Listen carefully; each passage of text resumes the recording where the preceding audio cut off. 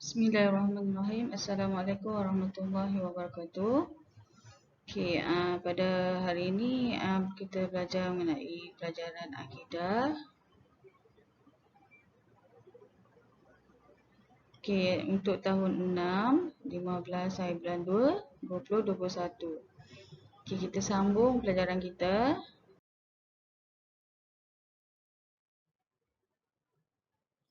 Okey, ulang kaji perkara-perkara sam'iyat. Kita dah belajar sebelum ni pahala dan dosa. Dan yang ketiga, pada hari ini kita akan belajar mengenai alam barzah ataupun alam kubur.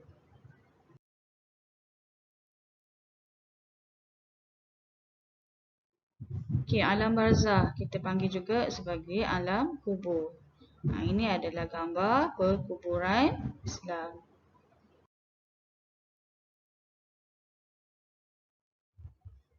Okey, Ustazah nak lepas ni awak salin nota berikut. Nota yang Ustazah bekalkan ni.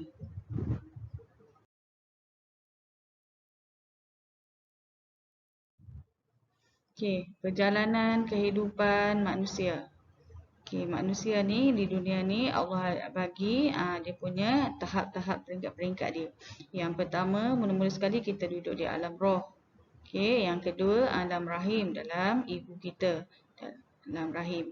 Yang ketiga sekarang ni lah alam dunia. Sekarang kita di mana? Di alam dunia. Okey, yang ketiga alam barzah. Kita akan belajar mengenai alam barzah pada hari ini, alam kubur. Seterusnya, lepas pada alam barzah, manusia akan hari kebangkitan pada hari kiamat nantilah, hari akhirat. Di hari akhirat nanti, kita akan di hari akhirat, dekat mana kita akan dibangkitkan? Pada mahsyar. Okey. Seterusnya kita akan di manusia akan melalui mizan ataupun timbangan. Okey, sebenarnya pada hari pembalasan nanti akan tentukan kita sama ada di syurga ataupun di neraka. Okey, ini adalah perjalanan kehidupan manusia. Alam barzah. Apa maksud alam barzah? Erti alam barzah tu apa? Alam kubur tu apa? Dari segi bahasa adalah pemisah. Dari segi istilah, pemisah antara kehidupan di alam dunia ke alam akhirat. Ada pemisah dia, kita panggil alam barzah. Kita tak duduk di dunia dan kita tak duduk di akhirat. Kita duduk di dekat tengah dia, pemisah. Barzah tu maksudnya alam bagi orang yang telah meninggal dunia sementara menunggu hari kebangkitan semula pada hari akhirat. Itu alam barzah. Okey, keadaan dia macam mana? Ada dua keadaan di sini. Keadaan yang pertama, orang yang beriman dan beramal soleh akan mendapat balasan nikmat kubur. Yang kedua, mereka yang kufur akan dibalas dengan azab kubur. Ada dua keadaan masa di dalam alam barzah. Sama ada kita dapat balasan nikmat kubur yang baik ataupun kita akan dapat azab kubur. Okey, seterusnya dalil nakli dalam buku teks. Okey, firman Allah Subhanahu wa taala dalam surah At-Takasur ayat 1 hingga 5. Maksudnya, kamu telah dilalaikan oleh perbuatan berlumba-lumba untuk mendapat anak pinak, pangkat dan pengaruh, sehingga kamu masuk kubur.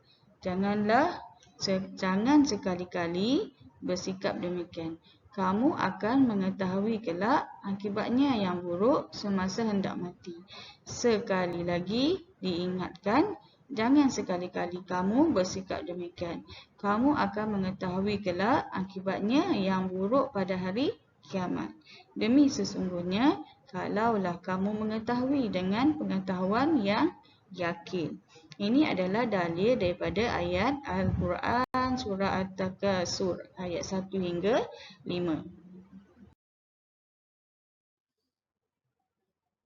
Okey, seterusnya Kehidupan manusia di alam barzah terbagi kepada 3. Ini ada dalam buku teks juga, nanti awak rujuk dalam buku teks. Ada 3 kehidupan manusia. Yang pertama, mukmin taat, mukmin asi, orang kafir. Ada 3 keadaan. Yang pertama, mukmin taat akan mendapat nikmat hingga hari kiamat. Di dalam barzah nanti, dia akan dapat nikmat kubur sampai hari kiamat. Yang kedua, mukmin asi akan mendapat azab kubur mengikut kadar dosa yang dilakukannya. Kalau dia buat dosa dekat dunia ni, dia akan dapat siksa di kubur nanti. Yang ketiga, orang kafir. Orang yang tak beriman akan mendapat azab kubur hingga hari kiamat. Daripada hari dia mati tu, dia akan dapat azab siksa daripada kubur hingga hari kiamat. Contoh nikmat kubur. Nikmat kubur ni nikmat yang baik. Apa dia? Yang pertama, dilapangkan kuburnya. Keluar haruman dari syurga dalam kubur dia. Selamat dari siksaan. Diterangi cahaya. Dalam kubur tu, dia ada cahaya. Diterangi cahaya. Yang seterusnya, contoh azab kubur. Azab kubur ni, apa dia balasan dia? Tengok, disiksa oleh binatang berbisa. Nanti kita huraikan apa dia binatang berbisa. 2. Pukulan daripada malaikat. 3.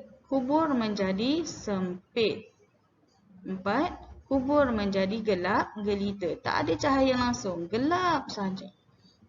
Mukmin asi. Daripada atas tu ada 3 kehidupan manusia, yang tengah-tengah tu mukmin asi. Apa maksud dia asi tu? Selain daripada melakukan ketaatan, mereka juga melakukan maksiat. Maksudnya mukmin orang Islam, tapi dia buat baik, dia taat pada Allah. Di samping tu dia ada melakukan maksiat, melakukan kejahatan juga. Itu mukmin asi.